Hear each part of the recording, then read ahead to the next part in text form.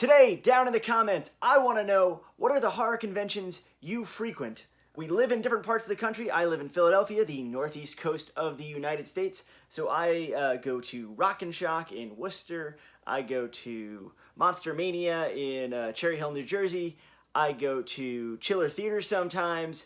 I would like to know, what are the ones you go to, because we're going to talk about Scares That Care Weekend during this video, which is a great convention that's in Virginia. And I hope you can come next year because I'm going to be there. So at the time I'm filming this video, we are officially 1 week out from Scares That Care that takes place in Williamsburg, Virginia. Scares That Care Weekend. They don't like to call it a convention because it is a charity weekend. It is a charity operation.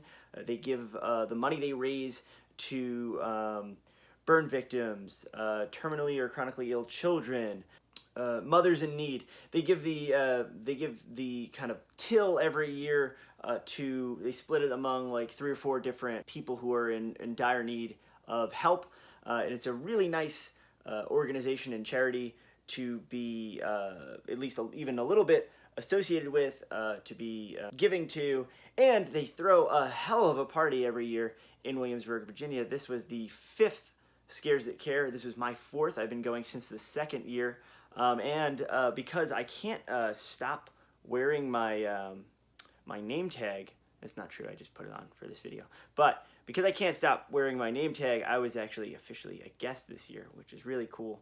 And big shout out to the organizers, Joe Ripple and Brian Keene, who handles a lot of the author guest scheduling and programming.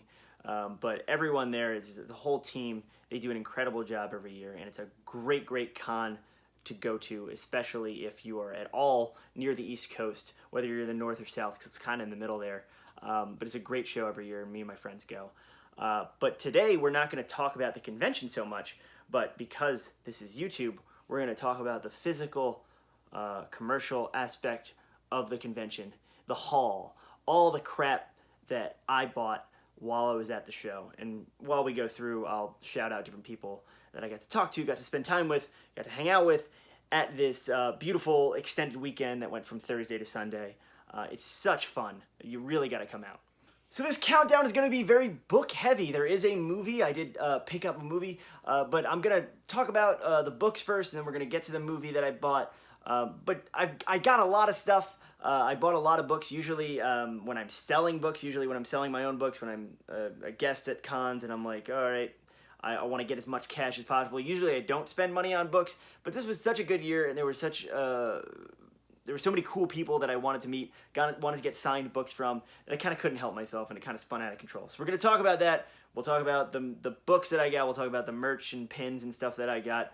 But first off, 2 books from Grindhouse Press.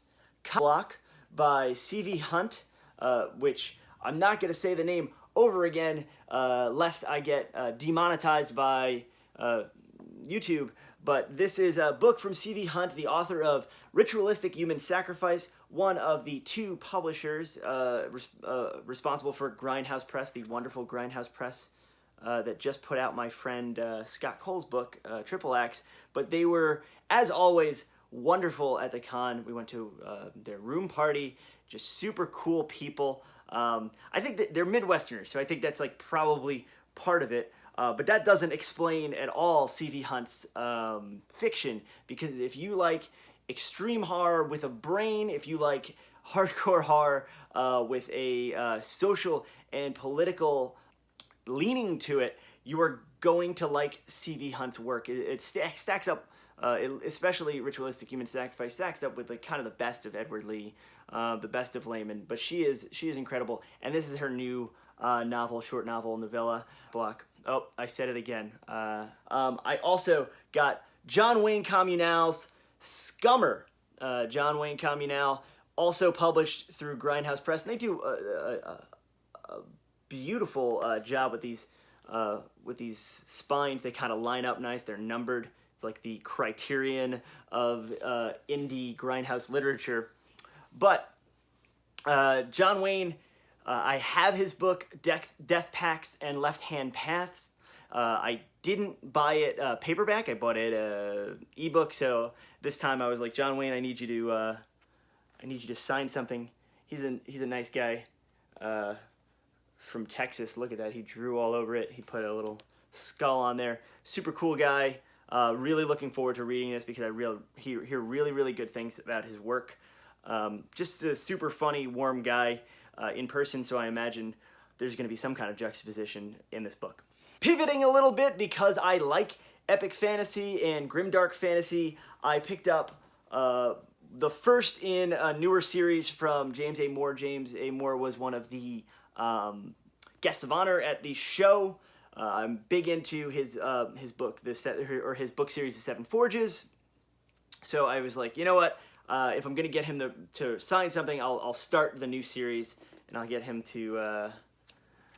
I'll pick this up and I'll get him to sign that. Very cool guy. I only get to talk to him very briefly, but again, not horror, kind of gritty high fantasy, but with horror elements because he is a horror guy. Out through Angry Robot Press, which is a big mass market press, and I've really liked his books in the past, so I'm looking forward to this. Next, not books, but Lynn Hanson of Lynn Hanson Design was there selling prints, and she did a beautiful kind of edition of 2 of this print. It's got the mat on it, and it's a beautiful artist print of her cover to All Night Terror, which she did for me and Matt Serafini, and there's since been a second edition of this book that doesn't have this cover, that has that has since gone out of print, so there's going to be a third edition of this book, which will have a different cover, but this is a real kind of trip down memory lane. Matt and I were at the same table in the celebrity room. She presented us with this. I thought that was the sweetest, coolest thing. So Lynn Hanson Design, if you want to get your own book cover done, she just does incredible work. I'll post the links down below as I post the links for everything else. And I couldn't resist. I was looking through her prints and I saw this one and I was like, whose book cover is that? What is that for? If you can see, it's this beautiful kind of wolf skull chomping on a human skull. And she conspiratorially whispered to me that it was actually one of my better friends' books, someone who's been published with Black T-Shirt Books. And this is coming out through a very big press, very fan favorite press. I guess I can't talk about it. I guess I can't say whose book cover this is, but eventually we'll be able to look back and be like, oh, he was being coy. He knew that it was, I was going to say something that rhymes with it, but that would have been mean. So you can guess I'll probably talk about him or her later in the show, but this is the new book cover, Lynn Hanson artist print. I thought it was so cool that I picked it up. I have to get those framed, so thanks, Lynn, for the homework. I only got one hardcover. At Scares That Care weekend. It is The Forgotten Girl by Rio Yours. Rio is someone, I'm not calling him yours, I'm calling him Rio, because it's someone I know IRL, in real life. But he's been someone who's been super cool to me for years now, for going on a decade, for as long as I've been publishing, for as long as I've been in this writing, publishing rat race. But he is a really cool guy. I've read his books from Cheesing, Westlake Soul, which I absolutely love. But I haven't read any of his books, his like big books with St. Martin's Press. But this is, he considers his debut with St. Martin's Press. Big hardcover, looks great. He inscribed it to me. He wrote really nice things. He's a really nice guy. I hear great things about this book, and I know booktubers who've read it or who've checked it out can probably chime in the comments and tell you how great The Forgotten Girl is, but I'm looking forward to reading it. Just sweet guy, nice guy. Matt Serafini and I were next to Kelly Owen and Robert Ford, who are kind of a horror fiction dream team. They were really cool to us. They were really gracious, especially because we were kind of the new guys in that celebrity room, and they were like, what are you doing? They weren't like, what are you doing here? They were like, oh, welcome. Very cool. And I saw Kelly Owen was selling a ton of this book because it kind of launched at the convention. So I wanted to pick up Teeth by Kelly Owen. This is a non-traditional vampire story, which is what I understand. Again, I haven't read any of these books because I haven't had time to. I've only been home for a week. Actually, that's not true. I read one of these books. But we'll talk about that in a second. But Kelly Owen's Teeth, very much looking forward to it.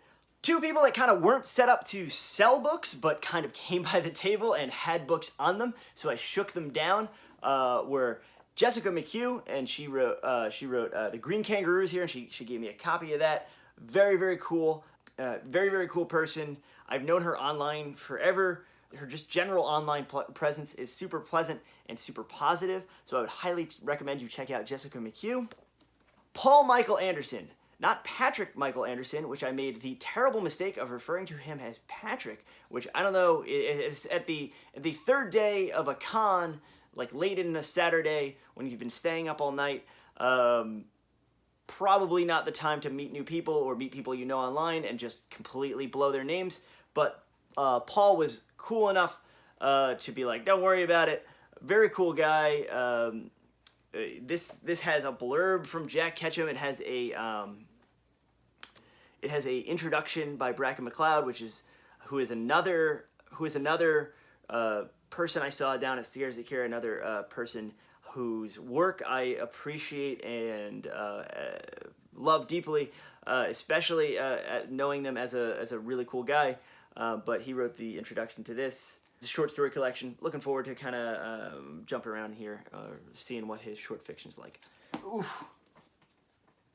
Getting close to the end. Close to the end. But before we get to the complete end, I wanted to talk about definitely the hottest book at the convention at the weekend. I'm not even exaggerating, and I'm not even blowing smoke, especially because I'm in it. But there were 40 copies of this under the roof. We had editor, compiler, Matt Hayward was there all the way from Ireland to kind of promote this. Matt Serafini and Pat Lacey and I and a bunch of other writers and fantastic kind of elder statesman writers were on a panel to talk about our inclusion in this anthology, but there were only 40 copies of the book in the whole convention, and it like sold out within 2 hours on like the first night. But I actually bought this from Rachel Autumn Deering from her table because she had the foresight to get a couple copies in. So this is my own personal copy of Welcome to the Show, which is a shared universe anthology. All of these stories have something to do with music and take place in a music venue, a bar that doubles as a music venue called the Shantyman in San Francisco, and they're arranged chronologically. So it's like all the way from the 1800s through way like the Speakeasy era, through all these to like the distant future or the near distant future. But it's the history of this music venue, and all the stories are kind of interconnected, and it's just a really cool experiment, a really cool idea for an anthology. It has, get ready, it has Brian Keene, who we talked about, who was there, John Skip, who's John Skip, Brian Smith, Robert Ford, Max Booth III, Glenn Ralph, Matt Hayward, Mary San Giovanni, Matt Serafini, Kelly Owen, Jonathan Jans, who was also there and is also cool and is also muscular, Patrick Lacey, Adam Caesar, that's me, Alan M. Clark, Summer Cannon, who was also there, who's also very cool, Rachel Autumn Deering, who I bought this from, and Jeff Strand, the sweetest, funniest man in horror, curated by Matt Hayward and Doug Morano. This is out through Crystal Lake Publishing. I will put the link down in the description. The ebook and the paperback have been charting on Amazon. It's doing super well. I'm super happy to be involved in this, especially if you came by the table and you saw that I had one copy of this and you were like, can I buy that? And then I smacked your hand away and I said, no, that's mine. You can get it now. It's on Amazon. You can order it from indie booksellers. Just let them know you want it. But it's a really cool collection. I'm honored to be a part of it. It was like the hottest book at the show.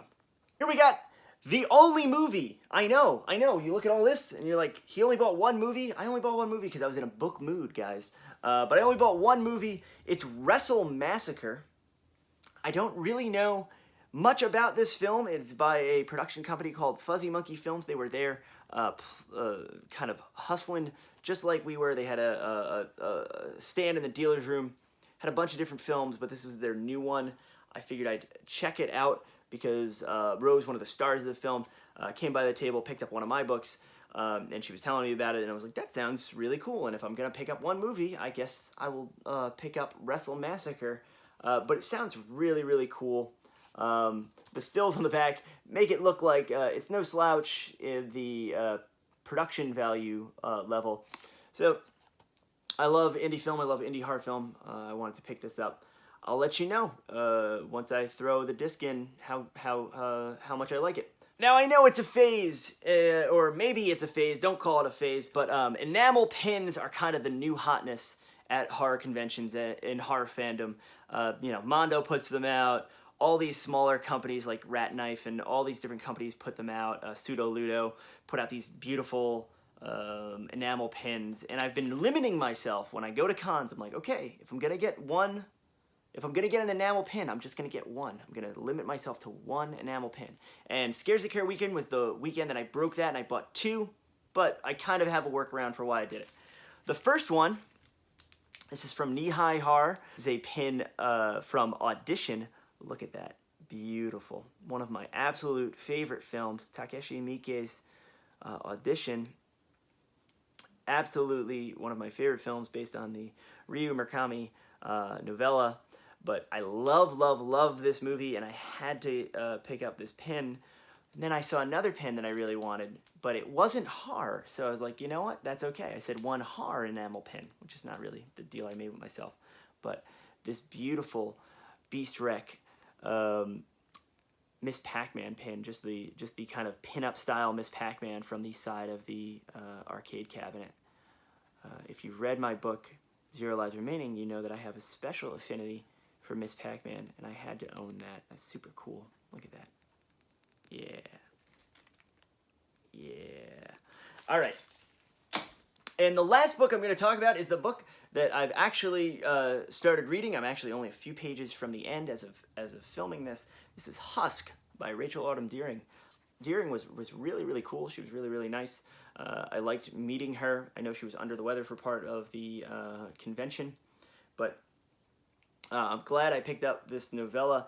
It is not exactly like hardcore horror, but it is like real life horror. It is about a soldier returning from a tour in Afghanistan, and like the alienation and PTSD and kind of ghost story he deals with upon coming back and being being addicted to painkillers and things like that, and seeing his friend get killed. It's really emotionally brutal, because we get glimmers of like, oh, life could be better for this dude Kevin. Is it gonna work out? Again, as I said, I'm a few pages from the end, but seeing is the kind of story that this is, with this beautiful cover. This like kind of flea on this southern home, his grandmother and grandfather's home. Just very well written, moves like grease lightning, a little 90-page novella. Kind of my favorite kind of book, but I highly recommend Husk by Rachel Autumn Deering. That's it. I think I've gone through everything. I want to thank my friends, Pat Lacey, Matt Serafini, Scott Cole, and Aaron Dries, the black t-shirt books contingent at this con. They are some of the sweetest, nicest people I know. Emily, Sean, all these people made this such a great weekend, such a fun place to be. I got to see my friends read. I got to see Scott Cole's reading. I got to see Pat Lacey and Aaron Dries read at the same time. And they're both kind of just such funny, warm, enjoyable guys, so that like when they started reading these incredibly personal, unpublished novels that are really going to be game changers for them, I think the whole room kind of sat forward and was like, oh my God, we're seeing something really special here. But it's little moments like that. We saw the Rocky Horror Picture Show, which we do every year. Panels, we were on a bunch of panels. I was on a podcast. Such a fun, productive weekend, positive weekend. And if you are thinking about going next year, you definitely should. And if you are thinking about, oh, that sounds like a good mission, I should find out more about that charity, you should click down below on their website and donate. Donate what you can, because they do kind of donation drives throughout the year, especially around Christmas and stuff like that. So if you can give to Scares That Care, know that your money's going to the right place, and that these guys and gals have their heart in the right place, and they're really doing right by these by the people they're representing. So thank you so much. Thanks for watching my extra long haul video. I'm Adam Caesar. Like usual, you can find out more about me and my books down below. Again, one last shout out to Brian Keene, who invited us and who was super cool, especially because, as we talked about on the show, he just had that burn calamity, and there's still a link down below where you can help him out financially with that. But thanks so much. Thanks for watching. I'll see you next time. Next video is going to be sooner than you think.